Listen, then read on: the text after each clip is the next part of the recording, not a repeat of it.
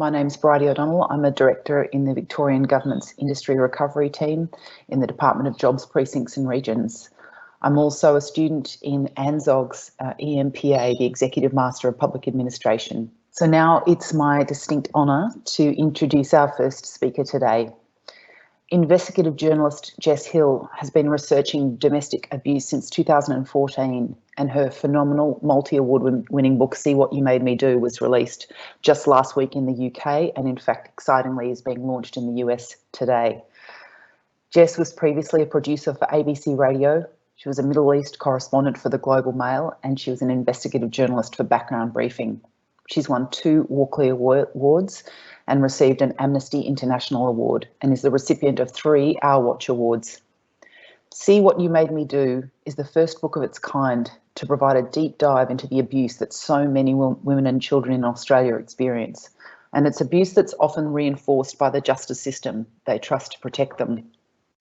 Critically, it shows that we can drastically reduce domestic violence, not in generations to come, but right now, today. Jess's book highlights that decades to reduce domestic violence is not an option, and that the focus of our discussion is on that today. Over to you, Jess. Now, I know a number of you who are on the line today have worked on this issue for many, many years. I'm a relative rookie newcomer in this space compared to a lot of you. And I know that you share my frustration that at this time, even when we have this most heightened awareness we've perhaps ever had, that we still have a system that is no match for the power and threat that perpetrators wield over their partners, their ex-partners and their children. Now, our national plan to reduce violence against women and their children, the 4th stage of that was announced last year, says the prevalence of men's violence against women will remain unchanged for at least 10 years. This is apparently because the only way to reduce the violence is to achieve greater gender equality, which is something we apparently won't get significant movement on for at least a decade. Now, when our governments say that they are waiting for greater gender equality to reduce violence against women and their children, they're telling them that they are expendable. We are subjecting another generation of children to growing up with abuse and living with the consequences of the complex trauma that stems from that. It is nowhere near good enough to farm this problem out to some magical point in the future when we have achieved greater gender equality. It's not good enough, and it's not even necessary. Who today would honestly say that we've done our absolute best to stop perpetrators? Who would honestly say we've looked around the world for the best ways to stop them? I can say for sure that we haven't, because when I was researching this book, I found strategies that I'd barely even heard of before that were actually working to reduce both domestic homicides, assaults and re-victimisation. There's strategies that work, like focused deterrence, which is used in the United States, and justice reinvestment that's used here in New South Wales, particularly in Burke. Both have at their core a dedication to stopping perpetrators, number one, an absolute commitment to protecting victims, and a deep and constant collaboration between police, the justice system, the domestic violence sector, and the related community sectors from drugs, mental health, alcohol, etc. And the genius of these strategies is that essentially they make the perpetrator visible as early as possible. They find out who the perpetrators are. They send a strong message that they will no longer get away with what they're doing, but that if they're willing to change, the community will do everything in their power to help them do that, whether that means counselling, help with substance abuse, employment, and so on. But if they are not willing to change, and if they keep using violence or control, the full force of the law will be used against them, and that penalty will be swift and severe. It's a carrot and stick approach that essentially says to the perpetrator, you are capable of making a rational choice to stop your abuse. Now, these are not strategies to put more perpetrators in jail. They are strategies to deter perpetrators from offending. And what's more, they actually work and they save money. So these strategies have, in the space of a few years, led to enormous reductions in assaults and in domestic homicides. In a city of 100,000 in America, there's High Point in North Carolina, they applied a strategy called focused deterrence, and they were able to reduce the domestic homicide rate by 2/3. from an average of 3 per year to less than 1. And in Burke, which is a much smaller town, obviously, of about 2,600 people, they used justice reinvestment to reduce assaults by almost 40%, alongside other massive reductions in numerous other crime categories. So stopping domestic abuse is not just possible, we actually know how to do it. But we just need to believe it can be done, and we have to state it for what it is, that it is our #1 public safety issue. And then we have to give it the coordinated attention that something that grave badly needs. Now, any strategies we have or we consider to respond to domestic abuse needs to actually understand the reality of what domestic abuse is. So we know that in the vast majority of cases, it follows a frighteningly similar pattern of behaviour. It's overwhelmingly male abusers harming female victims, although this is prevalent in same-sex relationships as well. But they use a handbook of strategies. It's the common sort of behaviours or tactics are to isolate, gaslight, micromanage the victim's behaviour, set arbitrary rules and demands, terrorise, degrade, and threaten them to such an extent that survival, both physical and psychological, is virtually all the victim can focus on. So coercive control is really about creating an environment of confusion, contradiction, and extreme threat. So we also know that this environment is not something that just magically switches off if the victim leaves the relationship, that this can continue for years or decades after the relationship ends, because the decision to end the abuse is not in the victim's hands, it is in the hands of the perpetrator at the moment, or in the hands of the legal system if we can actually make that work on behalf of victims and their children. I include children as victims, but I just want to make children explicit. So I think it's really important to understand that coercive control is the kind of domestic abuse that doesn't necessarily show up in the personal safety surveys, which are our biggest source of, I guess, data on how many women are being victimised by domestic abuse. And they don't necessarily show up in the crime data either. So the Australian Institute of Criminology, which recently highlighted that most domestic violence occurs in poorer areas, also found that offenders who self-report coercive or controlling behaviours were more likely to have completed Year 12 or above and to earn $100,000 per annum or more. So coercive control happens absolutely in poorer areas too, but I just want to make the point that this is the abuse that by and large goes unseen. And that's because many of the most dangerous coercive controllers actually use physical violence sparingly or even not at all. So their system of fear and control requires only the believable threat of violence and to the victim, either to the victim or her loved ones.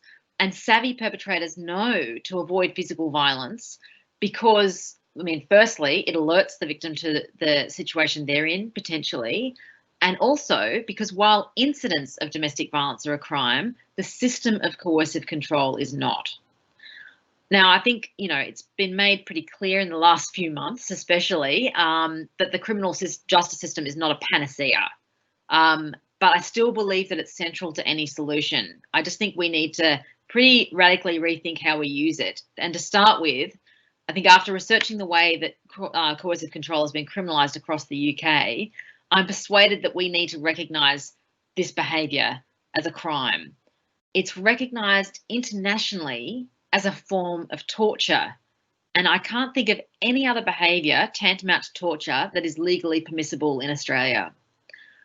Now, in April last year, Scotland introduced new laws that are now being held up as the gold standard in policing coercive control. So that came about 4 years after England and Wales criminalised coercive control. Ireland has also criminalised coercive control. So it's been, in Europe, this is something that is expanding quite rapidly. Now, within 7 months in Scotland, after the bill was passed, there'd been hundreds of charges and the vast majority of them were being prosecuted. By November, there had already been 13 convictions. Now, one of those was for 54-year-old Kevin Skelton, who was jailed for 18 months for a variety of offences, including threatening to kill his wife of 29 years and threatening to set the house on fire. And as the court heard, Skelton's wife had on one occasion been so afraid of him that she barricaded herself in her room. Outside the door, he sharpened knives and other implements and attempted to force his way in. He had seized her mobile phone and disconnected the landline to stop her calling for help.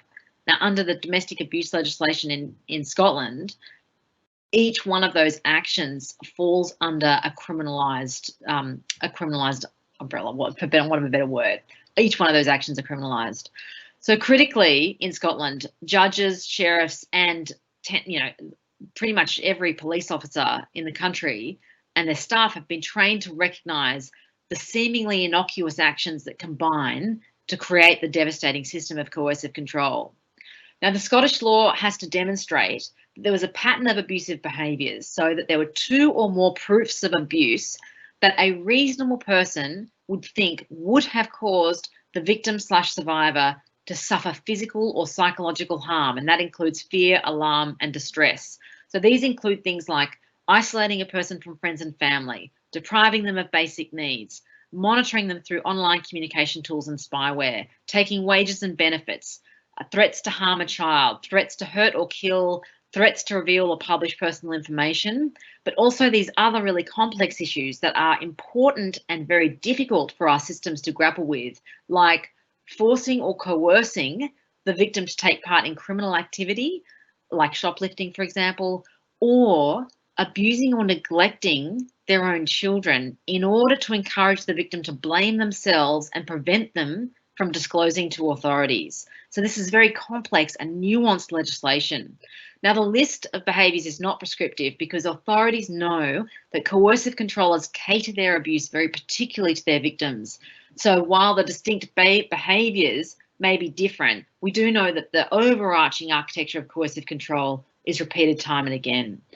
Now, the genius of the Scottish legislation is that all of the harms are included under the one charge. They don't separate physical assaults from psychological or financial, physical, sexual, psychological, control, threats, surveillance. They're all considered equal. And there needn't actually be any physical or sexual violence for a charge to be laid. But perhaps the most important question to ask is, do women actually want these laws? And so I actually asked that of the head of Scottish Women's Aid, Marsha Scott, and she told me that for 40 years, women and children have been saying that the emotional and psychological violence is the most traumatic, the most difficult to recover from, and the most minimised by the system. Now we're hearing women and children say, oh my God, the police ask me questions about what I really care about. The law we have in Scotland now actually prosecutes what hurts people. It actually prosecutes domestic abuse, not just an assault. Even if we do nothing else with this bill, what we've already done is say what you've been telling us matters. Now, Marsha also told me that, interestingly, there'd actually been no division in the women's sector in Scotland on criminalising coercive control. Now, that's not really the case here in Australia. In fact, there are significant reservations here. In fact, I'd say actually the people who are for criminalising coercive control are probably a smaller group of people than those who are against. Now, their concerns are absolutely relevant and need to be dealt with. And that is that, as happened with the mandatory and pro-arrest policies in the 80s and 90s, that with the introduction of a new criminal offence, women will be misidentified as perpetrators. But what we've seen in the UK is actually the opposite, because the entire relationship is investigated. Instead of one isolated incident, we're not seeing a large cohort of victims being misidentified. In fact, the gendered split on coercive control charges is exactly what you would expect. It's about 95% male offenders. Now, police also have reservations about how this charge would actually be pursued, saying it's really difficult to prove coercive control and that there is a low conviction rate. But when I spoke to Marsha Scott from Women's Aid, she said the opposite was true. The Specialist Domestic Violence Prosecutor in Scotland said that it was easier to prove coercive control in court, even easier than the pre-existing domestic abuse offences, because of the wide range of evidence that was now admissible in court. Phone records, Facebook messages, bank records, testimony from friends and family. The onus is on the court to interrogate the entire relationship, not just one or a series of incidents. Importantly, we've also seen a radical shift in how domestic abuse is talked about across the UK. So since the introduction of coercive control laws, there have been numerous cultural depictions of coercive control, a central storyline in the hugely popular radio drama The Archers, increased focus on non-physical abuse in media reports, fictional portrayals of coercive control in series like Criminal Justice. That's how culture change happens. Laws can actually change culture. It changes what we focus on. It changes what we say is permissible and acceptable in our society. I don't obviously, however, see that criminalising coercive control is just one big magic bullet solution for domestic abuse. We've got major structural problems in the way that we deal with domestic abuse, including the fact that about 80% of it goes unreported.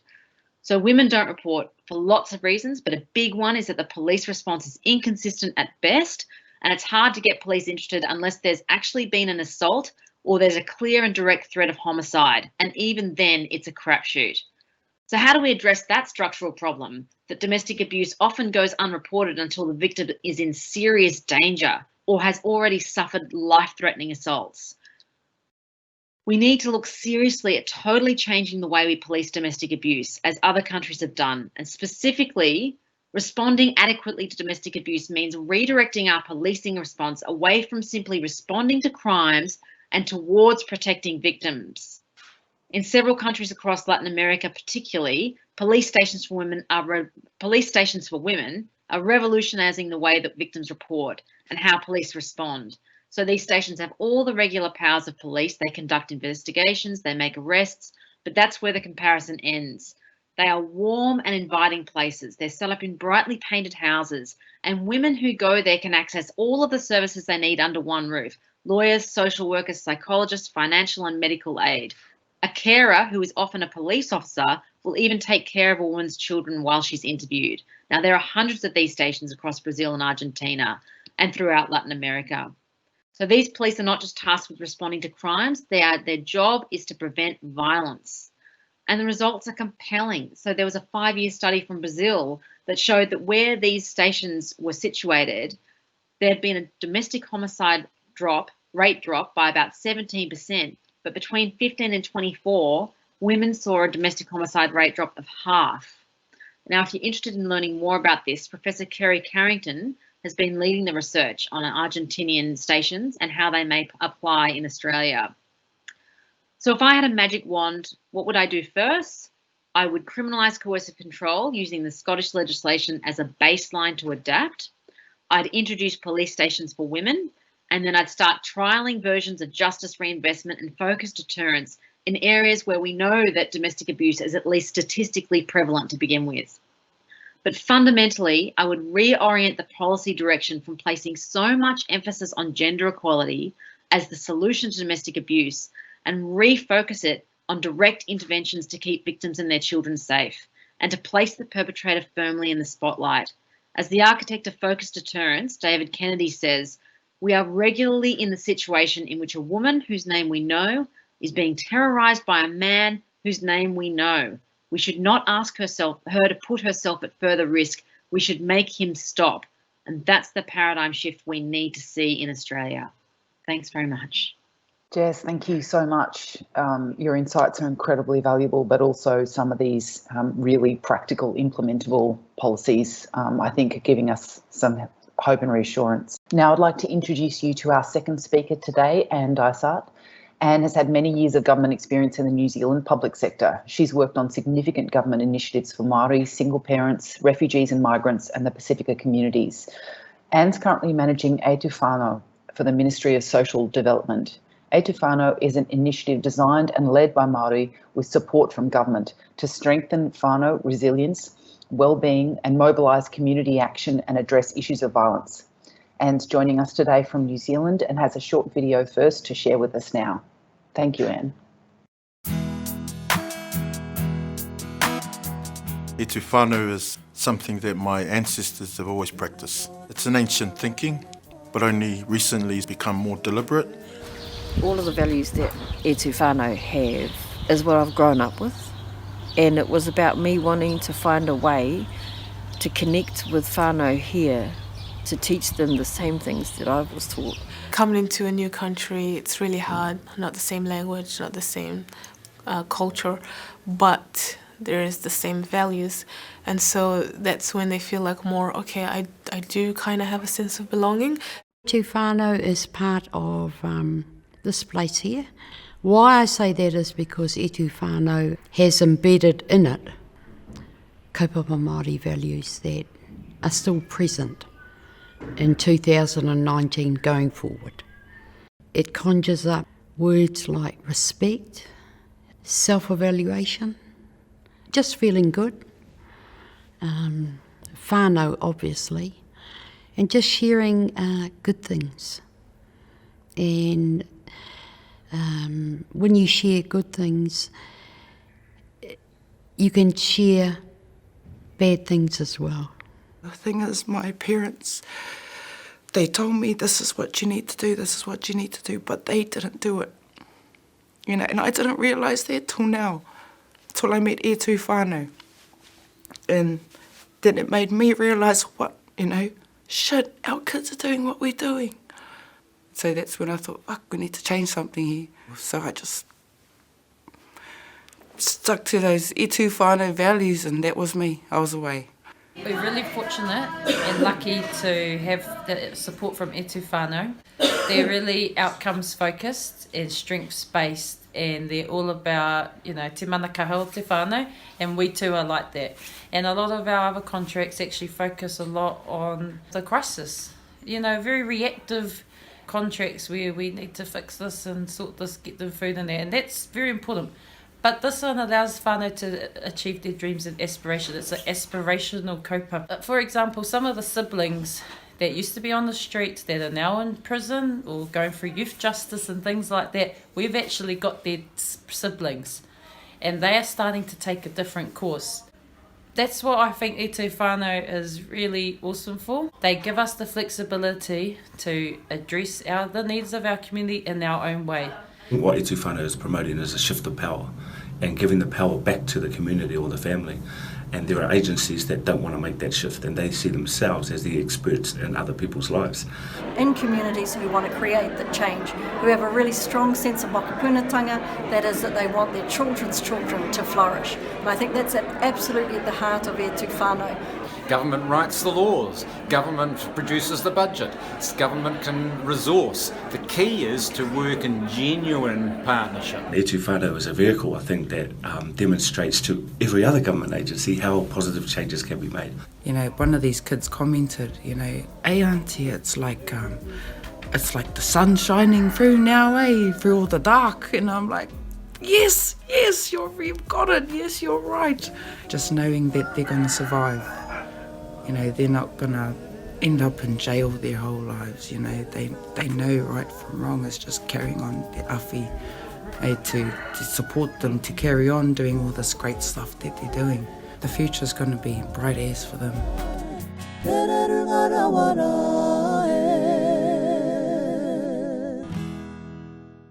I hope you enjoyed hearing from the people, the voices of the communities we work with. And when we talk about communities, we're talking about real communities, not agencies, not government agencies, not NGOs, but real people, whānau, hapu, iwi. What I forgot to say was a greeting to the people of the lands. So for all Indigenous people, the people who belong to those lands are really important. And like most Indigenous people, Māori are the worst off in any form of data around violence.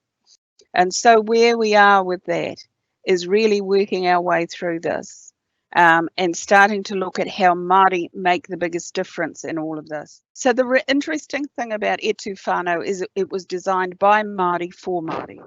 And that happened when there were discussions happening about the high levels of violence within whānau. And Māori were concerned because they were concerned that whatever government was doing was not working. So they decided that they would start, and they started from a very different place. They started from a place of a moimoia, a dream, an aspiration. And that comes from Te Ao Māori, from the community. And it's their hopes and dreams. And they're the same hopes and dreams that any one of us would have. So it's very much a kaupapa Māori movement. And kaupapa means, what does it mean? It means it's our framework, our way of thinking. Really hard to translate concepts, isn't it? And it's very much designed and led at a local level. which is very different to many of the traditional family violence initiatives. It's not focused on the crisis. It's focused on intervention both before and after the crisis, so that whānau, hapu and iwi and communities, neighbourhoods can make the difference. It's very much strengths-based. So when we were going out to talk to Māori, they were clear that they didn't want to be based, it didn't want to be based around the deficits. It didn't want to be based around the negatives. It's very much whānau-centred, because they were clear that whānau were the people who made the difference, and it was whānau who could intervene, because we all know in any situation of violence, most people don't report it. They talk to family or friends, but they don't talk to the police, especially not if they're Indigenous. It's very much based around partnership. If we didn't have partners working with us in the community at all sorts of levels, and you saw some of those in the video, then we would achieve nothing. It's really interesting that those are the people who make the difference, not government. We support them to make the change, but that's about it. And very much partnership is about sharing power and resources. It's about supporting change, not believing that we have, as government, have the answers that can be implemented and fix people. So where did it come from? So whakapapa or genealogy is very important in Te Ao Māori. And this came about in 2008, when a group of Māori leaders came together to say, we need to change what's happening in our world. We need to stop all forms of violence. We need commitment from whānau to make a difference themselves, to stand up, to challenge, and to do the things that need to be done to make a difference, to change what was there. Because Māori were very clear that violence within whānau was not traditional. Although Māori were warriors, they protected and nurtured women and children. So every whānau there knew of harm and hurt that was happening in people they knew, within whānau they knew. And so we knew that those disproportionate figures for Māori had to change, as they do for all Indigenous people. One of the things that they talked about was the impact of colonisation and the breaking down of structures, and the impact that had on whānau, on hapu and iwi. So the kaupapa of etu whānau, so this is one of the things that really makes us different is that we believe that it has to be based on things that Māori could do for themselves. And that first workshop was very clear that things would only change when whānau and leaders within those groups were accountable and took leadership to step up and stop the violence. And so from that, and from another 30 hui we ran across the country, this formed the basis of our work and of the values that we have.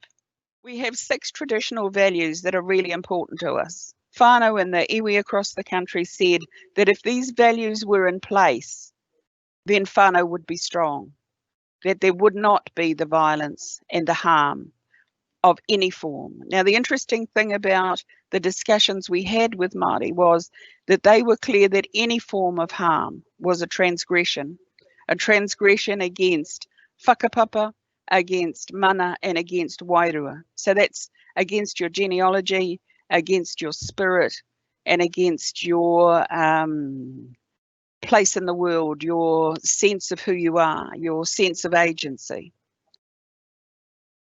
So since 2008, we've done lots of things around New Zealand. And the most interesting thing about etu whānau is that the community owns it, not government.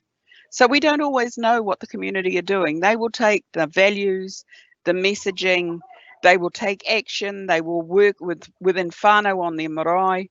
They will do all sorts of things that are focused on eliminating violence, increasing protective factors and resilience, growing their knowledge of their own history and whakapapa, so that they stand proud as Māori, that they reclaim their mana, and they make changes in their lives to create a different future for their mokopuna, their grandchildren. So the interesting thing is that in the doing of this, they've come up with a concept of kahukura. And this is about identifying the leaders and the influences within whānau, within communities, often not the self-appointed speakers, but the people who make the difference. And so this goes back to a traditional Māori story of each year the Godwits fly into New Zealand from the other side of the world, and they fly without stopping. So across New Zealand, there's all sorts of stories about the Godwits. But the heart of this is the fact that as those Godwits land in New Zealand, they land in small groups, and always there is a lead bird. And one of the names that Māori have given that lead bird is kahukura. And their role is to cleave the air, to provide the lift for the others to follow. And always we need a leader who does that first step to cleave the air, to lift the others. Etu is taking place in all sorts of ways. We now have towns that have come on board when we started working with smaller groups where they say, in this town, we're committed to a violence-free community. They own it. They're finding all sorts of actions, working with agencies, but also working very much at a whānau, at a family and a community level to grow safe and strong whānau. The other interesting thing with Etu is that we work with refugee and migrant communities. And that's those communities' choice, because when they got involved with Etu, they found that the collective values, the thinking, the stories had resonance for them and made them feel as though they belonged in New Zealand as well. So in 2008, we wrote a program of action about change. Part of that action was about how we changed government. The other part was how we grew leadership and supported growth and change within communities. This year, our minister launched our third document, which is a framework for change for the next 5 years. And that's very much about how we grow whānau.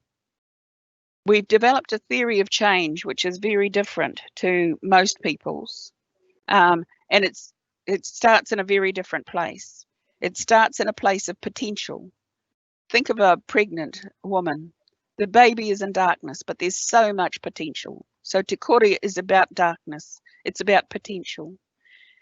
Etu is about moving people through Te Pō, which is the place of transformation where people can reflect and change.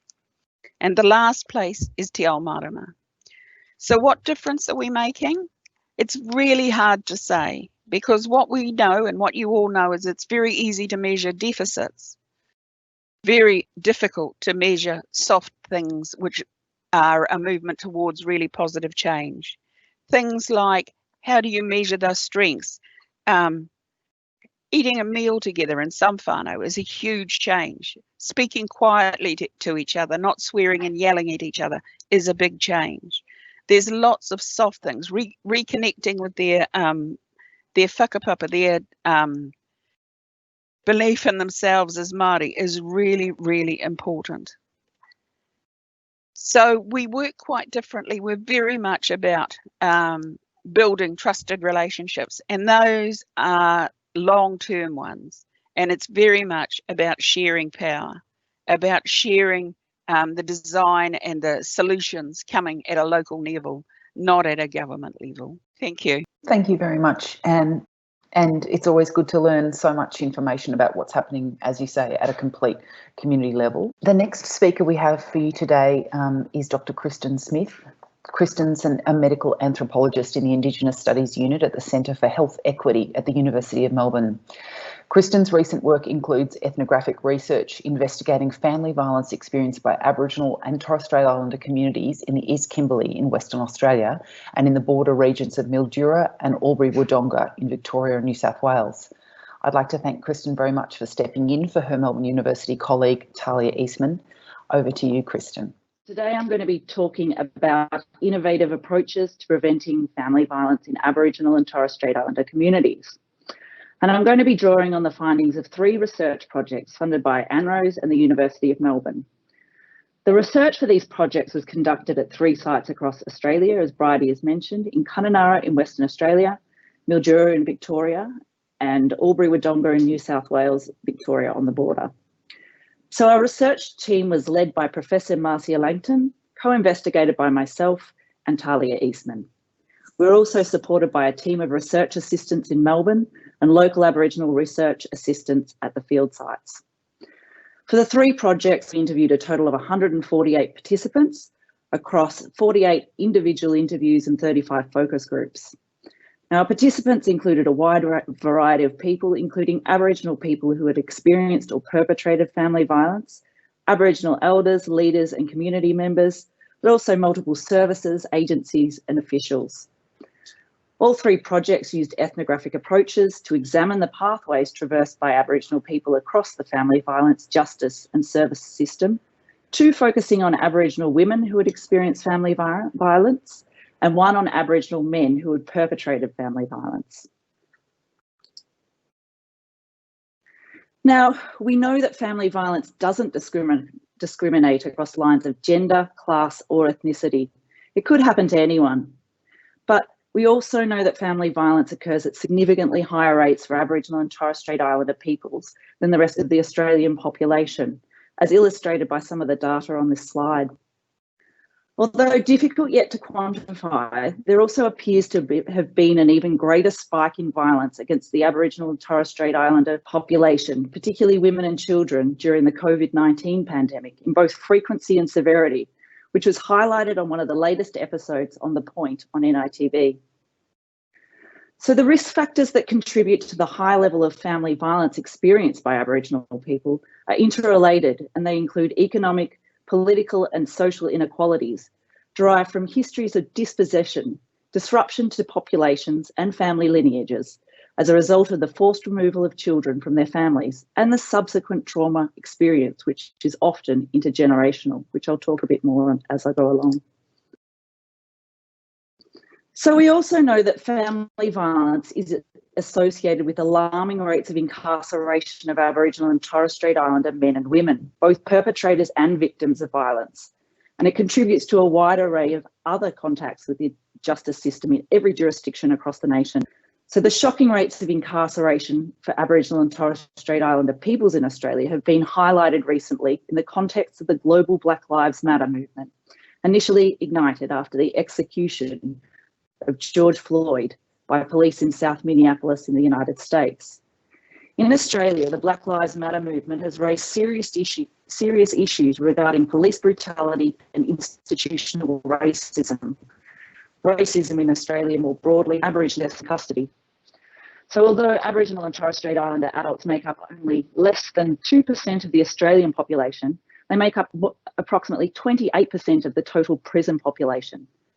And incarceration rates for Aboriginal and Torres Strait Islander people have increased by over 40% in the decade between 2006 and 2016.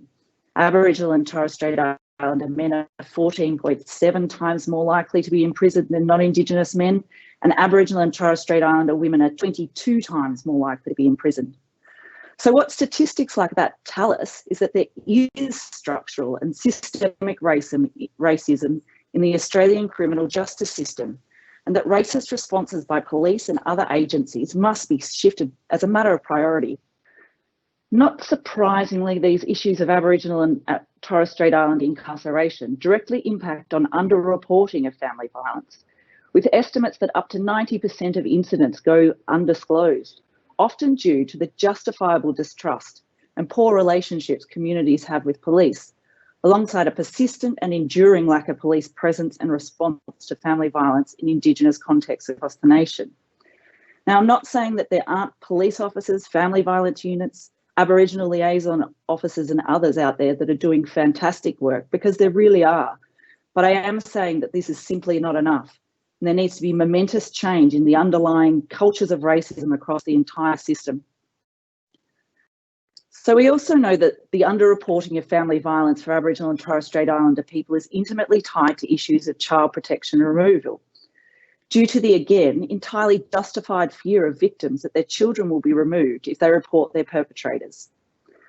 Aboriginal and Torres Strait Islander children are significantly overrepresented in the child protection system, which is reflected by the high rates of removal of children from their families, which has also increased exponentially over past decades, nearly tripling from 18.3 to 59.4 children per 1,000, with even higher trends reported, at least in Western Australia, since the start of the COVID-19 pandemic. So other interrelated issues include the lack of availability and accessibility to secure housing, and the devastating burden of illness and injury caused by family violence. For example, many service providers in our studies reported to us that although mental health issues were highly prevalent for their clients, there was an acute shortage of mental health services to refer people to. The lack of access to services to treat mental health conditions can also cause knock-on effects such as self-medication with drugs and alcohol, which are themselves risk factors that precipitate the violence, assault, early death and avoidable illness for Aboriginal and Torres Strait Islander peoples. Further, our findings indicate that acquired brain injury and fetal alcohol spectrum disorder are underdiagnosed and underreported for Aboriginal and Torres Strait Islander victims and perpetrators of family violence, with one service provider working with Aboriginal perpetrators of family violence, estimating that approximately half of the men he worked with had ABIs from either drug and alcohol misuse or physical violence inflicted on them, often in childhood. So many Aboriginal victims of family violence are made invisible by the barriers to report incidents to police and other services. Their fear of the police and child protection agencies and reluctance to report violence bore signs of being far more than just simply individual experiences of racism, as the quotes I've shown here in this slide point to. Rather, we concluded that this fear is actually a macro stressor that affects communities much more broadly. So how do we even start to address these factors? Well, what it comes down to is that Aboriginal and Torres Strait Islander people need to have greater control and say over the resources, policy mechanisms, and approaches and services, programs, etc., aimed at reducing violence in their communities. This aspiration for Aboriginal and Torres Strait Islander agency and self-determination in developing responses to family violence has a long history, underpinned by human rights approaches and factored in the increase in services designed and delivered by Aboriginal and Torres Strait Islander people. A new way is really required that involves Aboriginal and Torres Strait Islander people in all aspects of policy formulation and a wide range of services, responses and data sovereignty to address family violence in communities in a manner that recognises the impact of intergenerational trauma. So using this lens of intergenerational trauma is a rigorous and useful way to inform approaches and strategies to prevent family violence in Aboriginal and Torres Strait Islander communities, particularly in relation to the intersecting issues such as incarceration and child protection that I've spoken of. Intergenerational trauma refers to the complex and pervasive post-traumatic stress disorder that results from historical events passed down through generations via different channels, including biological, cultural, social and psychological. This type of approach I'm talking about requires the recognition of Aboriginal Torres Strait Islander cultural knowledge, kinship and skin group relationships, Aboriginal social strengths and resources, the gender-specific roles and cultural obligations, and most importantly, the need for a seat at the table. So the most effective services are community-led. They're context-driven, appropriately targeted, and provide the safe spaces that are so desperately required. Although some state governments are shifting towards more suitable investment models for both Aboriginal community-controlled organisations and communities to direct their own services, the application of these principles has not yet been responsive enough to ensure useful services are resourced appropriately. So our findings have also indicated that to improve the availability, accessibility and acceptability of services to better enable all Aboriginal and Torres Strait Islander people experiencing family violence to seek and access appropriate support and services, there are 4 key factors that really must be addressed. So first, the deployment of greater and more secure resources for the Aboriginal service sector to enable more programs and supports in areas of high demand and to appropriately train and employ and retain more Aboriginal workers across all sectors, catering to Aboriginal people experiencing family violence. Second, the development of employment of rigorous, transparent protocols and procedures in the Aboriginal service sector that effectively monitors and safeguards the privacy and confidentiality of clients experiencing family violence, as the perceived lack of this in some Aboriginal services was repeatedly reported to us as a barrier by the Aboriginal women in our research. Third, strategies must be developed and implemented in mainstream services to shift underlying workplace cultures and practices to provide cultural safety for Aboriginal people. Frontline workers, whether family violence specific or other related services and agencies, need an in-depth knowledge of the complexity of social and cultural dynamics of family violence for Aboriginal and Torres Strait Islander people. Fourth, there needs to be a greater use of visible signposts that indicate Aboriginal and Torres Strait Islander people are welcome in waiting rooms and throughout buildings of family violence and related services. So the power of Aboriginal traditional symbolism used in art and health promotion materials, it really is an effective means of encouraging Aboriginal people to feel a sense of belonging in these environments. So one example using many of the mechanisms required to break down some of these structural barriers is the trial of the family violence order breaches in Koori Court in Mildura, supported by the Umalak Barlak program, which provides specialist Koori family violence practitioners to support victims and perpetrators in court. So the Koori Court itself is a specialised sentencing court for Aboriginal and Torres Strait Islander clients in Victoria. The Koori Court's purpose is to provide a form of therapeutic justice that encourages offenders to change their behaviours and to involve the Aboriginal community in achieving outcomes beyond mere punishment. A fantastic feature of the Koori Courts is the service to the courts by Aboriginal elders and respected persons who are appointed to serve with the presiding magistrate. Elders hear cases, counsel offenders and victims, and advise on support services and solutions for longer-term beneficial outcomes for perpetrators, victims and the wider community. So the Koori Court trial in Mildura to deal with family violence breaches was subject to the approval of the Aboriginal Justice Forum. The Victorian Aboriginal Justice Agreement has actually been in operation for 18 years, and as a result of the strong Aboriginal leadership and voice, it's led to better outcomes compared to other jurisdictions.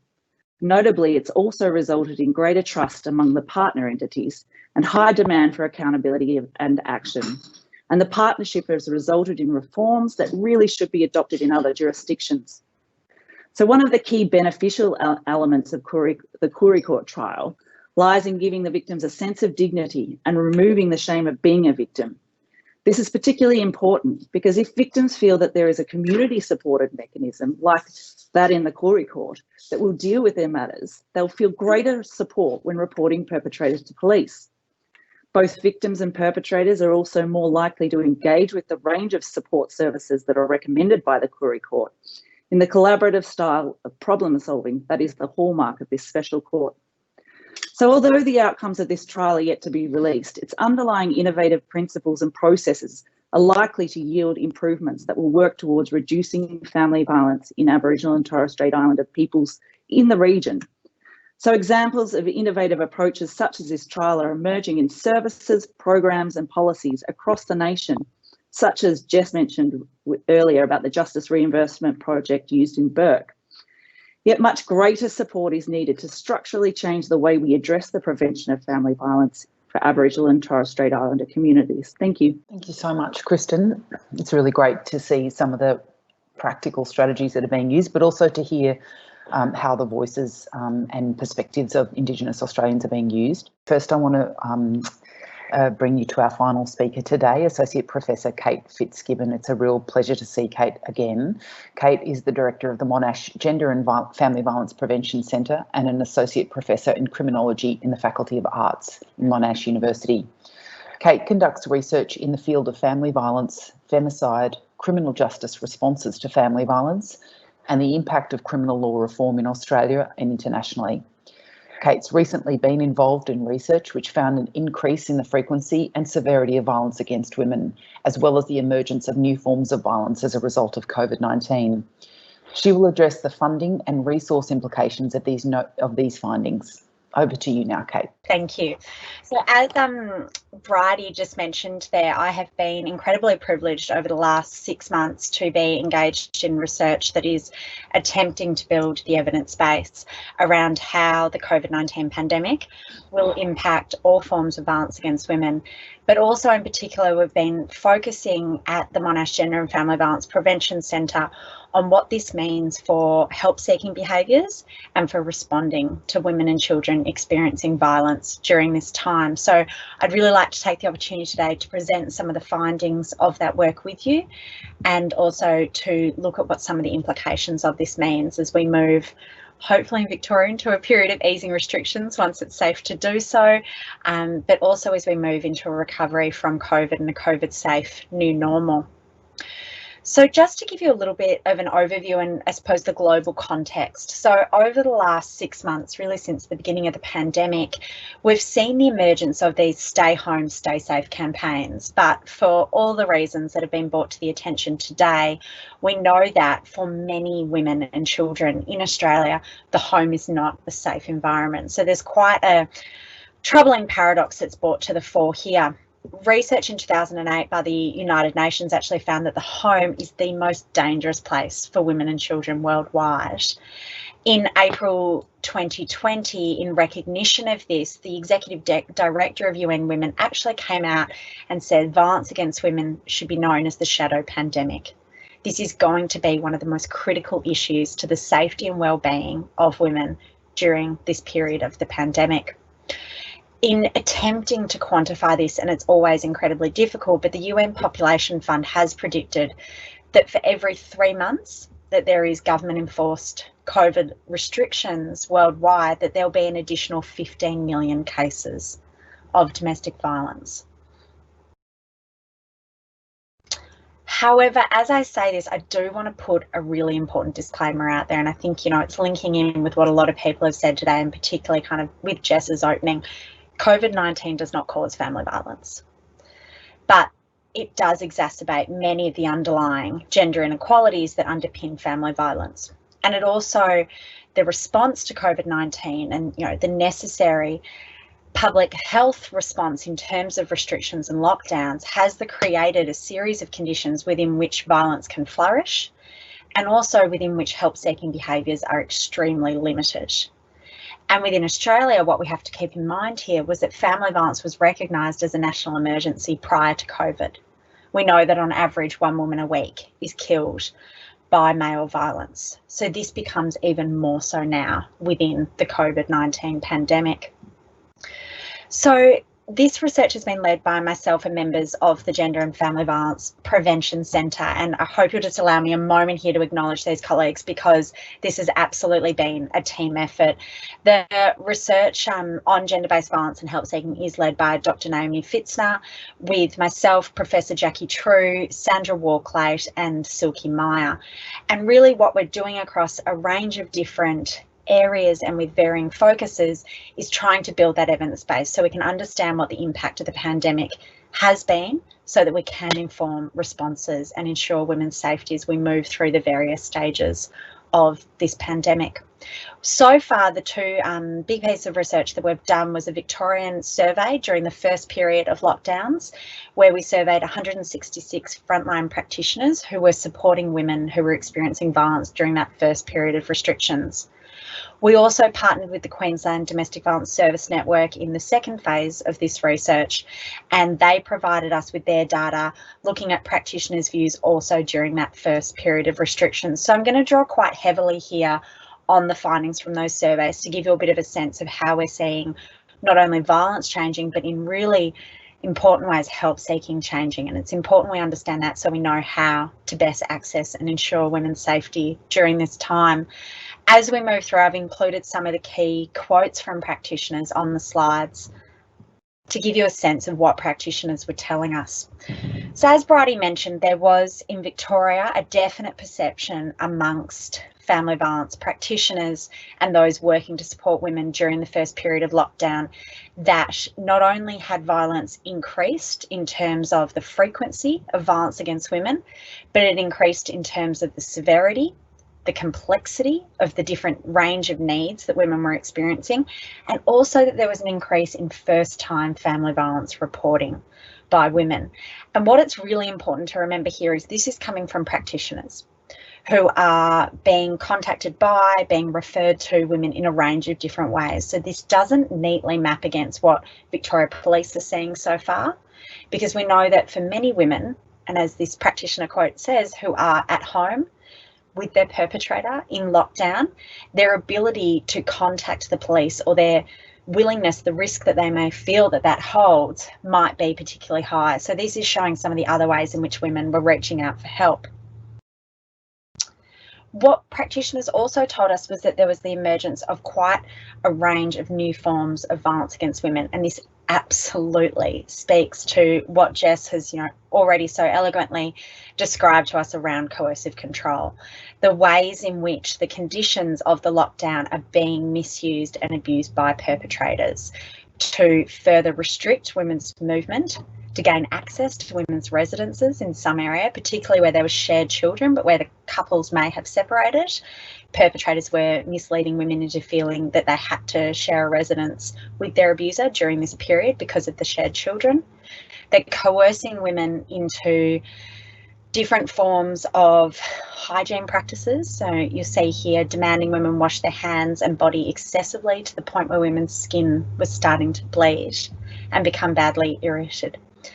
We also saw rumours around that women have COVID-19, and really what that was designed to do was to isolate the women, to stop them from being able to reach out to neighbours, family and friends, because those people were keeping clear, thinking that they had the virus. We've also really seen during this period a weaponisation of children, the ways in which male perpetrators have used coercive and controlling behaviours to further their abuse through children. In terms of the impact on service delivery, this has required a complete rethinking of how we respond and keep women safe, in that so many service practitioners have had to quickly shift to delivering their supports online. And we saw incredible service innovations across this period. I should note here that Safe Steps, one of the most significant responders to family violence, has remained delivering in-person, face-to-face and, on-site and remote services during this period. But for the majority of practitioners, they were working remotely. And what they developed and shared with us was a range of different strategies to ensure that women were able to seek help, be it via web chat, video or telephone. And that was through using code words and also a range of different hand signals, so that if the perpetrator did enter the room while they were on a web chat, or if the perpetrator was within earshot, that the woman would have a way established with her practitioner that she could identify that that risk was now kind of within earshot or within sight. Practitioners shared obviously the details of those with us, and we did make the decision in publishing this research that we wouldn't provide the details, because we're very conscious that as Victoria in particular is still in lockdown, that many of those strategies would still be being used. In terms of, we also saw practitioners working with other essential services such as GP clinics and Centrelink, where there was really high engagement with potential victims of family violence to ensure that the referral pathways were really clear and trying to give women access to services wherever possible. And I think that's been the most important message that needs to be shared, that services are available, practitioners are working, and that if you aren't safe, you can reach out for help. And certainly the Victorian government has been, amongst others in Australia, has been sending out a lot of different messages to make it very clear that the lockdown and being in your home at the time of curfew does not apply if your home is not safe. But this certainly hasn't been easy. And I think this is really one of the ways in which we need to learn for future periods of lockdown, or at other periods of time when it can be hard to access women to offer help, such as during bushfire season, for example, and for rural and regional women experiencing family violence. Practitioners have certainly seen a reduced ability for women to seek help, and one of the ways in which this has particularly played out is in terms of the hours that practitioners and Victoria Police have been reflecting on that women do seek help. So, for example, Victoria Police, during the most recent period of lockdown, found that there's been a surge of calls that come in around midnight. And, the anecdotal assumption there is that it's when women have put children to bed, and so they can make that call without their children overhearing, and when perpetrators may be asleep. We've also seen there's been a significant decrease in the referral follow-up, which may be an indication of women's abilities to do so. But also from the practitioner side of view, practitioners really spoke to us about how challenging it is to assess risk and to determine what the protective factors might be remotely. And this really reflected a sector that has for so long, used their professional judgment, their ability to build rapport with women in face-to-face settings, and the challenge now of moving that remotely when you don't know what circumstances the woman is speaking to you in, whether someone is in the room, whether someone is within earshot, and the impact that that might have. In more recent weeks, and this is obviously changing at such a rapid pace, we've started to see more research and more practitioner insights emerging around perpetrators, but certainly there has been a reduction in perpetrator visibility during this period. And I'd like to, just one of the other kind of key areas that I'd like to flag was the impact on safe housing. Family violence is well recognised in Australia as the leading contributor to women's homelessness. And so we've had a safe housing shortage in Victoria and other Australian states and jurisdictions for a very long time now. And what practitioners told us was this has absolutely been exacerbated by the pandemic.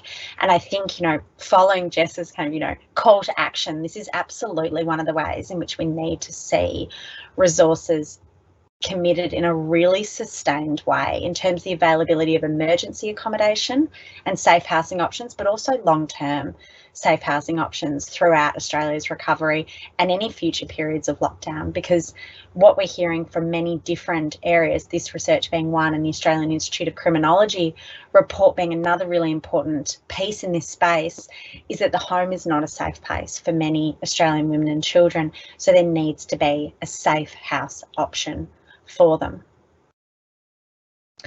One of the other areas that was particularly concerning for us, and something we actually didn't specifically ask about in the survey, but which practitioners brought up quite a lot around the challenges, was the impact that working during this period has had on practitioners. And practitioners reflected a lot on what some of the strategies that they've built up over their time working in this space have been. It might be, leaving their home, walking to work, kind of getting into work mode as they make their way there.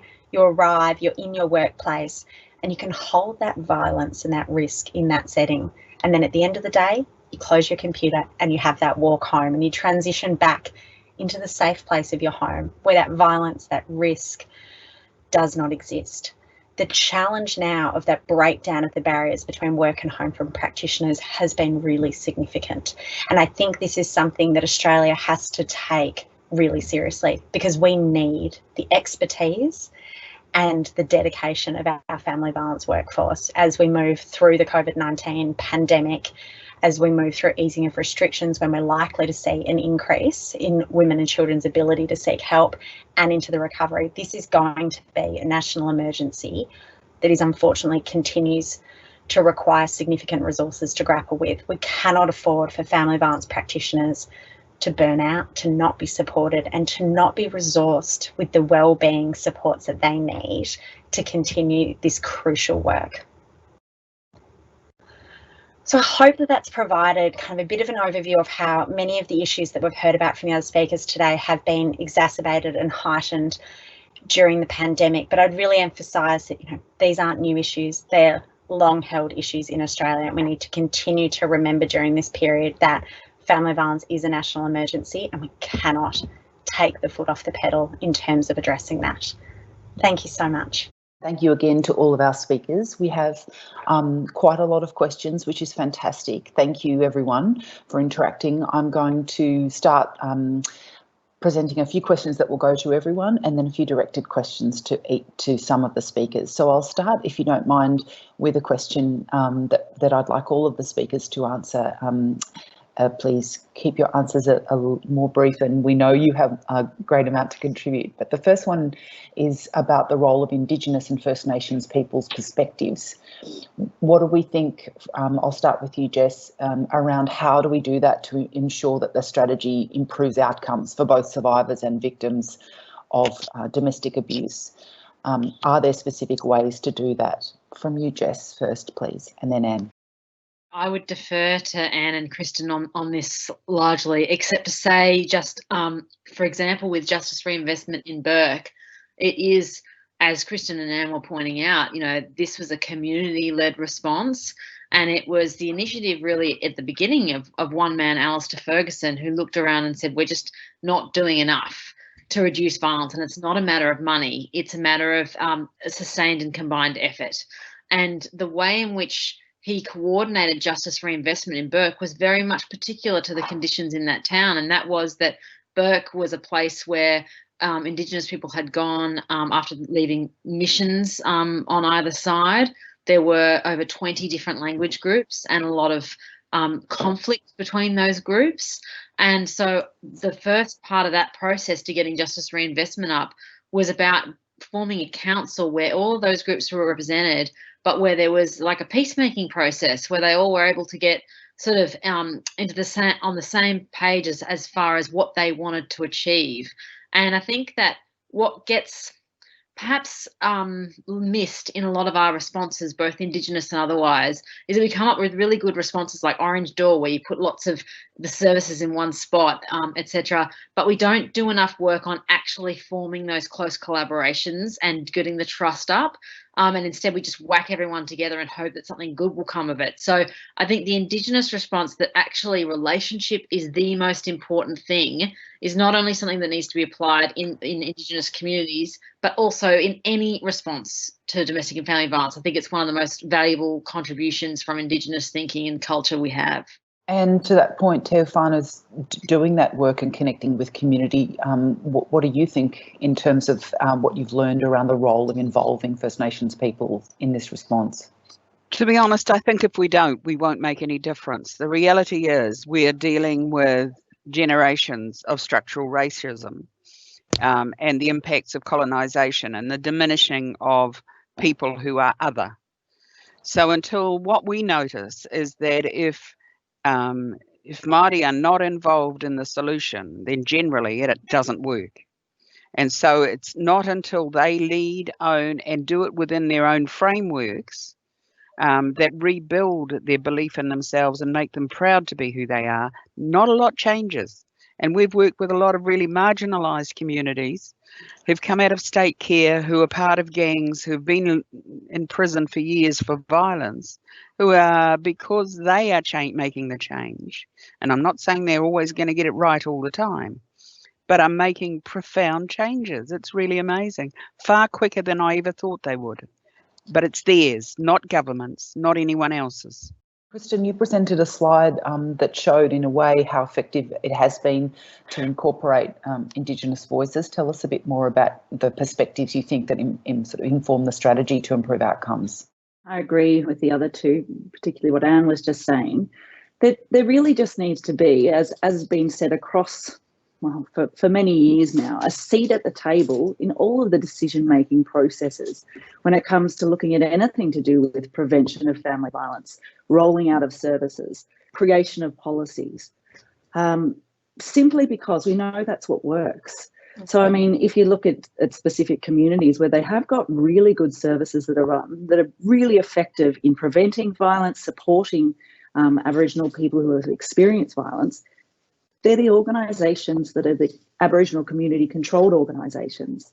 You know, they know what's happening in their local communities. They know how to fix it. They know what works. So, I mean, it can't be just, you know, at one level. It can't just be at that structural level. It needs to happen all across, you know, down to the very local level where there's more control, more governance, I guess a form of sovereignty over an ownership of making these changes. And Kate, I'd like to shift, if you don't mind, to a topic around disability, and if there's any data being collected by you and the group during COVID. We already know that women with disability are at increased risk, and are we seeing that with challenges around caregivers and people who are requiring care in their home? Righty, I think that's an area of huge concern, and so far in the work that we've done, we haven't been able to gather, beyond kind of some individual anecdotes, a significant body of evidence in this space. But colleagues of mine, in particular Professor Jane Marie Marr, has done a really important body of work in this space pre-COVID, and so working with the sector, we're really hopeful to start to better understand some of the challenges that women with disabilities will have been experiencing during that time. But I think for them, the barriers to help seeking are obviously going to be extremely heightened. And I think it links in with the question that, my colleagues have just answered so beautifully, but we have to be willing to accept that there's not going to be any single one model that's going to work in responding to family violence. Each community, each different groups that experience it, different individuals are going to need different things. So we're going to need a suite of well-resourced, evidence-informed responses. Thank you. A question, Jess, specifically for you around optimism. We know you've spoken about the personal impact of writing your book, how it can understandably fill you with sense of hopelessness or rage or frustration, but there's also a great sense of optimism.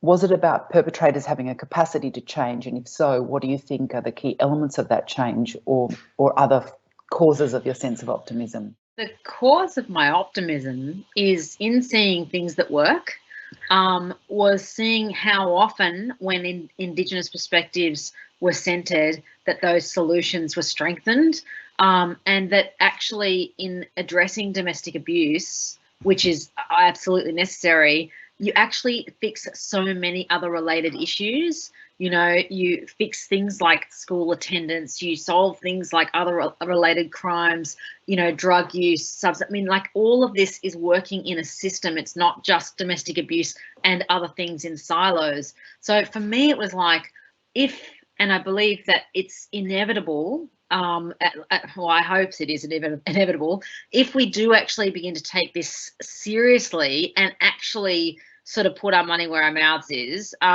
then I think that it's really one of the greatest nation building exercises we could possibly embark on.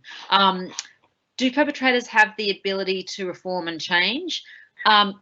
Yes, but I also think the strategies that I look at the book particularly aren't waiting for them to change and change their behaviours and their attitudes. It's about saying, like, you actually can make a rational choice to stop your offending, but there needs to be the visibility and the right deterrence on you, whether that is the threat of the criminal justice system, whether that is a threat of exile from community, whether that is the people who you respect in town coming and paying you a visit and saying, you can't belt up auntie anymore, it's not on. Whatever that deterrent is, that actually can work. And I think that the idea that we'll wait for something abstract to change in the attitudes and beliefs of primarily men who perpetrate this is just such a cop-out. And it also, I don't think, has enough faith in the aptitude of these people. You spoke earlier in some of your key strategies around police stations that are for women, but we've seen during the Black Lives Matter protests of late in the United States that there's a call around the defund the police movement, this idea of funding taken away from law enforcement and put into social services and preventative activities. We know cultural change and these preventative activities are crucial in the long term, but how do we best support these changes without leaving victim survivors without an immediate response? I actually think the police stations for women are part of a defund the police type of approach, because though they are police and they have all the powers of police, in Argentina at least, where Professor Kerry Carrington has done her research, they don't respond to the same minister. So they are actually tasked with an entirely different idea, which is to protect victims and to prevent violence from happening, not to respond and not to enforce. So it's not about, like, as a lot of police are, they're tasked with protecting property, protecting the state, and protecting community might be sort of down the list of their priorities sometimes. Actually, the women's state police stations are entirely tasked with preventing domestic violence.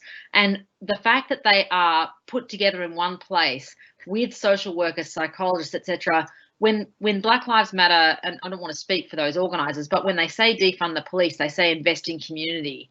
That's the flip side to that. And the women's police stations is an investment in community. The women's police stations are in the community. They are doing massive amounts of outreach, and they connect women with the various services they need. So this is not just about finding a crime and enforcing it and laying charges. It's about connecting women or men or whoever it is that's experiencing this violence to a number of services that will help them either leave the relationship or find safety within it, but actually not centering the justice system as the only way to respond. So I think that women's police stations, if people are for defunding the police and investing in community, women's police stations, I think, are a really good middle ground. Kate, I know you've had a lot of experience in this area. I'd love to hear your thoughts on it.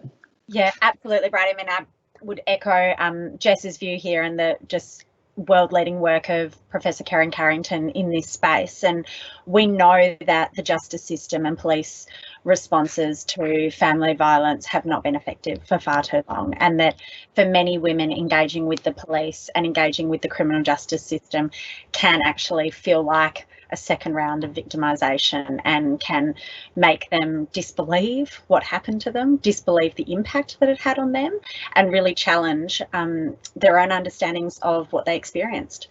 And so looking at models that have worked overseas, taking that evidence and thinking about how we can better do this in Australia, we absolutely must, because so much tells us that the way we're responding at the moment is not effective. And Kristen, a question for you that I'd love to hear from you around if you could change two things right now to reduce domestic abuse and domestic violence, what would they be? And I'll go to you first. What a difficult question. If I could do two things, one of the first things I would do is do more to support the community to do things for themselves. So that's one thing that, we invest a huge amount of money in crisis and police and courts and prisons and all of those things. We invest very little in any form of prevention or community change. And as you said before, Jess, if you can make a difference around those things, you change the trajectory of a family. So it's how do we do that? So that I'd invest more in that end rather than the crisis. Because what we know is the crisis ain't making much difference. That huge investment, it's not changing anything. And the second thing I would do is change the crisis end. Try the women police stations. There's a range of things happening in New Zealand where community groups, NGOs and government are coming together when things come to notice. Around the world, there's some amazing things. But what we do is pilot. So we'll do it for 2 years and then we'll go, oh, that bit worked well, but we won't fund it anymore. So, it's about how do we learn, how do we grow the learning, and how do we invest long term? Because if we don't invest long term, we don't really build strong partnerships of trust between agencies and government, between government agencies and communities. We just don't do it. And so we're not going to really turn anything around until we change those two things. Kristen, if you could change two things right now, what would they be? I guess it's also my thoughts are similar along the lines to what Anne's just said. But first and foremost, I would provide long-term and really stable funding for community-controlled organisations in this space. As I've already said, these are the programs that work. People know what their communities need. They usually know who everyone is in this space, whether that be for, a range of employment of other Aboriginal and Torres Strait Islander staff within that context. But also it kind of shifts and flips that idea of control as well. So, I mean, you see in a lot of places that I work in around Australia where, community controlled organisations are on that, same funding cycle of, a 3-year funding cycle. They have no idea whether their program will then again get refunded in, 3 years down the track, regardless of how successful it might be, which is really ridiculous. And the second thing I think that I would change is greater investment in healing programs for Aboriginal and Torres Strait Islander people, particularly for men. I mean, there's a lot of men's behavioural change programs out there, but not a lot of them are targeted to the sorts of things that are particularly relevant to Aboriginal and Torres Strait Islander men. And where they have been running them, they work really well. I'm not saying, you know, it's not going to fix everything, but it's certainly a step that something that's particularly missing and needs to, I guess, be taken. You know, there needs to be more attention to it and taken more seriously, which I don't think it is. If we look at the funding cycles, it certainly isn't. So those are the two things that I would suggest. Kate, what about you? Well, I think I'm hoping this isn't a cop-out, but I'd really, you know, support everything that's been said. But what I'd add is that in everything we do, we need to ensure that the changes we make are informed by the lived experiences. And I think that is something that we've done very well in some instances. And then in other instances, we've seen just a complete absence. And so it is really important that we give people with lived experiences a platform to share their knowledge, to share their experiences of what worked and what didn't work, and what which they'd had. And we need to learn from that, because this has been a national emergency in this country for far too long. There are so many people who have struggled and grappled and come through the different system responses that we have. So we need to listen to them and give them a platform to inform the change we need. Jess, yeah, I'd love so, to give you the final word. Well, you know, I obviously made the point about, you know, criminalising coercive control and trialling women's police stations. But I think that what Kristen says, like I sort of agree with everything that everyone said, obviously. But that thing of addressing trauma is really important, and not just for Indigenous communities, but actually across the board. And part of that is grappling with the nature of perpetration and the fact that, you know, in the vast majority of cases, there is a history of trauma and pain. Not always, but instead of sort of really focusing on the fact that, well, you know, any man is capable of doing this and they don't necessarily have to have these histories, we know that some of the worst cases that we're seeing, there are incredible histories of trauma that background that. And so without saying, oh, well, we need to feel like sorry for these men, or that we need to center them and decenter the victims, it's about saying, let's address what is some of the underlying forces behind what they're doing. Let's actually work in collaboration with the drug and alcohol sectors instead of seeing them as a threat to the way that we, you know, conceive of domestic abuse.